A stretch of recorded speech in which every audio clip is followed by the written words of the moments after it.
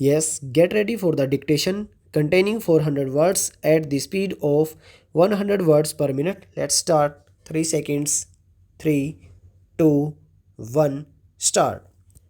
I have no intention of giving a certificate about which my honorable friend Dr. Krishna Swami was talking some time ago, since anything like a certificate being given by any member of the business community is likely to be misunderstood.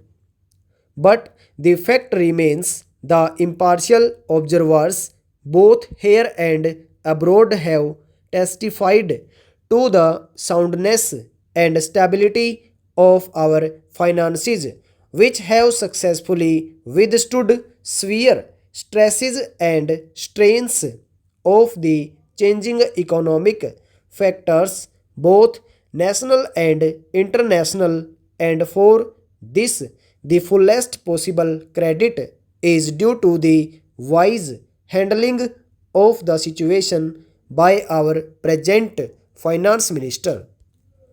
There have been criticisms on both sides. Some have described the budget as pro big business, as something which has brought about a boom in the stock exchange, and as something which has brought about satisfaction in the business circles. The fact is that if there has been any satisfaction, it has been due purely to negative features of the budget and not because any positive relief in any direction has been given to business or industry.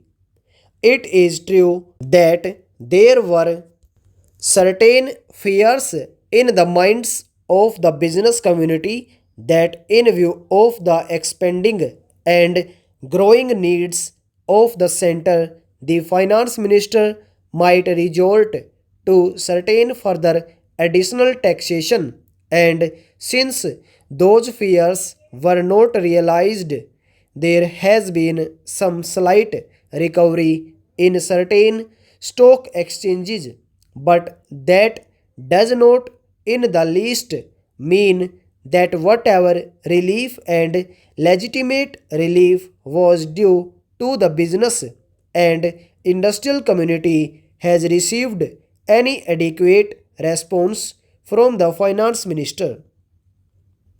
We have got to face the fact that we are at present engaged in the process of development. People who talk about UK and USA conveniently forget that these are the most highly industrialized countries in the world, and our taxation system, so long as we are engaged in expanding and building our economy, must be adjusted and linked with the requirements of the expanding economy and should not be compared with the high taxation levels that may be prevalent in UK and USA. Friends have talked about unemployment, but whether the raising of the direct taxation levels will in any way mitigate unemployment is a question that should be considered.